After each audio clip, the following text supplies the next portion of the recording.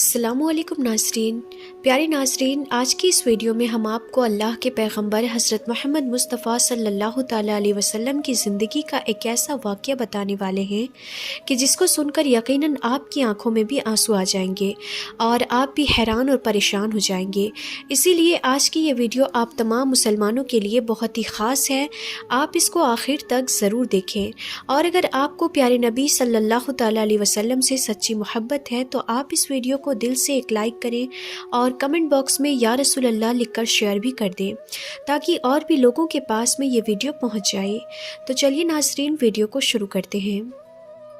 ناظرین، اللہ کے پیغمبر حضرت محمد مصطفیٰ صلی اللہ تعالیٰ علیہ وسلم نبوت ملنے کے کئی سالوں تک اسلام کی تبلیغ فرماتے رہے، لیکن تھوڑی سی جماعت کے سوائے آپ کے ساتھ میں کچھ بھی نہیں تھا۔ اس وقت آپ صلی اللہ تعالیٰ علیہ وسلم کے ساتھ میں آپ کے آزاد کردہ غلام کے بیٹے زید بن حارث تھا۔ حضرت علی جن کی عمر اس وقت محض 12 سال کی تھی اور کچھ دیگر لوگ ہی شامل تھے۔ پھر ان کو ساتھ لیے آپ 3 سالوں تک اسلام کی تبلیغ کرتے رہے، مگر اس وقت کوئی بھی آپ کے ساتھ میں نہیں ہوا، یعنی کوئی بھی مسلمان نہیں بنا۔ اس کے بعد ایک مرتبہ حضرت جبرائیل علیہ السلام یہ پیغام لے کر آپ کے پاس آئے کہ آپ اپنے قریبی لوگوں کو اللہ کے بارے میں بتائیں۔ اللہ کے اس حکم کے بعد میں اللہ کے پیغمبر حضرت محمد مصطفیٰ صلی اللہ تعالیٰ علیہ وسلم کھلے عام مکہ کے لوگوں کو اسلام کی دعوت دینے لگے، تو یہ دیکھ کر مکہ کے لوگ آپ سے چڑھنے لگے اور آپ پر طرح طرح کے ظلم و ستم کرنے لگے۔ مکہ کے بڑے بڑے سردار آپ کے دشمن بن گئے، یہاں تک کہ کئی بار آپ کو جان سے مارنے کی سازش رچی گئی، کیونکہ مکہ کے لوگ اپنے باپ داداؤں سے چلے آ رہے طور طریقوں کو چھوڑنا نہیں چاہ رہے تھے، اسی لیے وہ آپ صلی اللہ تعالیٰ علیہ وسلم کا انکار کرنے لگے اور آپ کی ہر جگہ پر مخالفت کرنے لگے، اور اللہ کے نبی حضرت محمد مصطفیٰ صلی اللہ تعالیٰ علیہ وسلم کو نیچا دکھانے کے لیے روز نئے نئے طریقے نکالنے لگے۔ پھر جیسے جیسے لوگ اسلام قبول کرتے گئے ویسے ویسے مکہ کے لوگوں کا ظلم بھی بڑھتا گیا۔ یہ لوگ آپ کو پاگل کہنے لگے، آپ کو جھوٹا بتانے لگے، تو کچھ لوگ آپ کو جادوگر کہنے لگے، تو کسی نے آپ کی ہنسی اڑانی شروع کر دی۔ قرآن جو آپ پر نازل ہوئی تھی اس کو جھوٹی کتاب بتانے لگے، اور یہی نہیں، کچھ لوگ ہر وقت آپ کے پیچھے لگے رہتے تھے۔ جب آپ کسی کو قرآن پاک سنانے کے لیے کھڑے ہوتے تو یہ لوگ شور شرابہ کرنے لگ جاتے، تالیاں بجانا شروع کر دیتے۔ جب آپ نماز پڑھتے تو یہ لوگ آپ پر بکری کی اوجڑی پھینک دیتے۔ جب آپ راستے پر چلتے تھے تو آپ کے اوپر کوڑا ڈال دیا جاتا تھا۔ اگر کوئی غلام یا پھر کوئی غریب انسان اسلام قبول کر لیتا تھا تو اس پر اتنے کوڑے برسائے جاتے کہ کوڑے مارنے والا بھی تھک جاتا تھا۔ ناظرین، ایک مرتبہ اللہ کے پیغمبر حضرت محمد مصطفیٰ صلی اللہ تعالیٰ علیہ وسلم مکہ کی ایک گلی سے گزر رہے تھے، تو راستے میں ابو جہل اپنے کچھ ساتھیوں کے ساتھ میں کھڑا ہوا تھا۔ جیسے ہی اس نے اللہ کے نبی صلی اللہ تعالیٰ علیہ وسلم کو آتے ہوئے دیکھا تو وہ اپنے تکبر اور گھمنڈ کی وجہ سے تاؤ کھانے لگا، اور اللہ کے پیارے نبی حضرت محمد مصطفیٰ صلی اللہ تعالیٰ علیہ وسلم اس الجھن سے بچنا چاہتے تھے، تو اسی لیے آپ نے کچھ نہیں فرمایا اور آپ چلتے رہے۔ مگر پھر بھی جہالت سے بھرے ہوئے ابو جہل نے ایک نکیلا پتھر اٹھایا اور حضور صلی اللہ تعالیٰ علیہ وسلم کی طرف پھینک دیا۔ وہ پتھر جا کر سیدھا آپ کے سر مبارک پر لگا اور آپ لہو لہان ہو گئے۔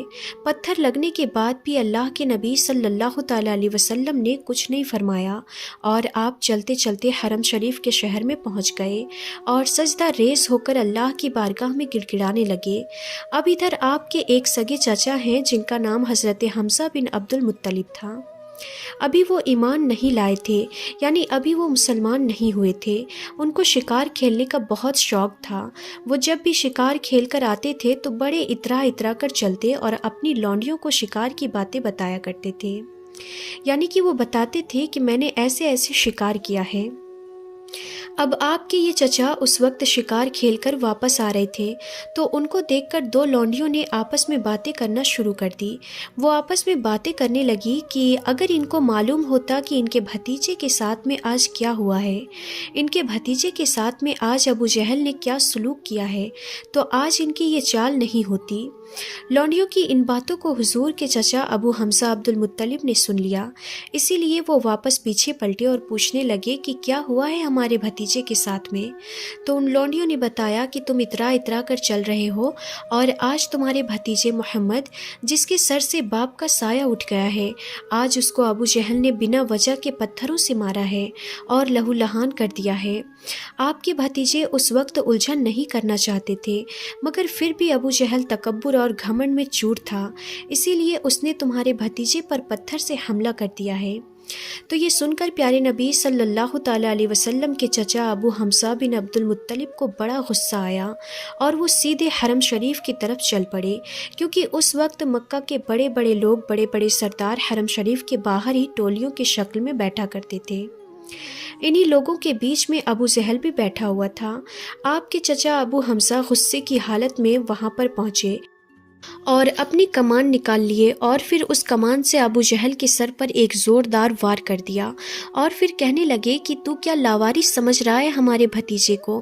अबू हमज़ा के वार से अबू जहल का सर फट गया, इसीलिए वो फ़ौरन खड़ा हो गया और अमीर हमज़ा से लड़ने की कोशिश करने लगा, मगर उस वक्त लोगों ने दोनों को जैसे तैसे करके अलग अलग कर दिया। फिर आपके चचा अबू हमज़ा आपको ढूंढते हुए हरम शरीफ के अंदर दाखिल हुए तो आपने देखा कि हज़रत मोहम्मद मुस्तफ़ा सल्लल्लाहु ताला अलैहि वसल्लम अपनी बेचैनी में सजदा रेज़ हैं और अल्लाह की बारगाह में गिड़गिड़ा कर दुआएं कर रहे हैं। ये देखकर अबू हमज़ा ने कहा कि ए मेरे भाई के बेटे, हुजूर सजदा रेज़ हैं। हुजूर ने कोई जवाब नहीं दिया। आपके चचा ने फिर पूछा, ए मेरे भाई के बेटे, तुझे आज क्या हुआ है? आपने फिर कोई जवाब नहीं दिया और आप ज़ारो क़तार रोते जा रहे थे और अपना दुखड़ा अल्लाह को बता रहे थे। फिर आपके चचा ने कहा कि ए मेरे भतीजे, तो फिर हुजूर ने अपना सर मुबारक उठाया, फिर आपको तसल्ली देते हुए कहा कि ए मेरे भतीजे, मैंने अबू जहल से आज तुम्हारा बदला ले लिया है, मैंने अबू जहल का सर फोड़ दिया है, क्या तुझे इसकी खुशी नहीं है? तो ये सुनकर अल्लाह के पैगंबर हज़रत मोहम्मद मुस्तफ़ा सल्लल्लाहु ताला अलैहि वसल्लम ने फरमाया, ए चचा, मुझे इसकी बिल्कुल भी खुशी नहीं है। तो ये सुनकर आपके चचा बहुत हैरान हुए और पूछने लगे कि तुम खुश कैसे होते हो, तुझे खुशी कैसे होती है? फिर आप सल्लल्लाहु ताला अलैहि वसल्लम ने फरमाया, ए चचा जान, मुझे खुशी तब होगी जब आप भी एक रब को मानोगे जिस रब को मैं मानता हूँ।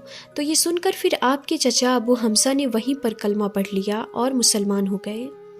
नाज़रीन, इतने जुल्म सहने के बाद भी अल्लाह के पैगंबर हज़रत मोहम्मद मुस्तफ़ा सल्लल्लाहु ताला अलैहि वसल्लम ने लोगों से फरमाया कि ए दुनिया वालों, मैं किसी एक कबीले के लिए या किसी एक ख़ानदान के लिए या किसी एक मुल्क के भले के लिए नहीं आया हूँ, बल्कि मैं पूरी दुनिया वालों के लिए अमन और रहमत का पैगाम लेकर आया हूँ और मुझे अल्लाह ने आप सब की हिदायत के लिए भेजा है। आप सल्लल्लाहु ताला अलैहि वसल्लम का मकसद था लोगों को सही रास्ते पर लाने का, ताकि लोग एक ही खुदा की इबादत करें। आपने थोड़े ही दिनों में लोगों से ज़ात पात के दीवार को हटा दिया, काले गोरे के फ़र्क को मिटा दिया, सब लोगों को एक ही सफ़ में यानी कि इस्लाम के सफ़ में लाकर खड़ा कर दिया। आपने लोगों को ग़ुलाम आज़ाद करने की ताकीद बताई, लोगों को ग़ुलाम आज़ाद करने का बहुत बड़ा सवाब भी बताया था। आपके इसी कोशिश की वजह से हज़ारों ग़ुलाम खुली हवा में सांस लेने लगे। बड़े बड़े बादशाह जो अपने आप को खुदा समझ रहे थे, वो भी अल्लाह की इबादत करने लग गए।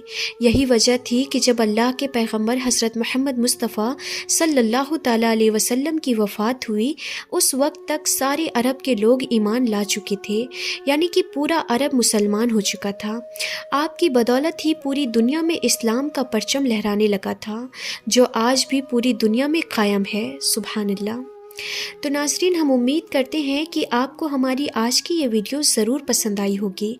अगर ये वीडियो आपको पसंद आई है तो आप इसको लाइक करें, शेयर करें और हमारे चैनल आलमी बातें को ज़रूर सब्सक्राइब करें। तो आज की इस वीडियो में बस इतना ही। हम फिर मिलते हैं इंशाअल्लाह ऐसे ही इंफॉर्मेटिव वीडियोज़ के साथ। तब तक के लिए खुदा हाफिज़।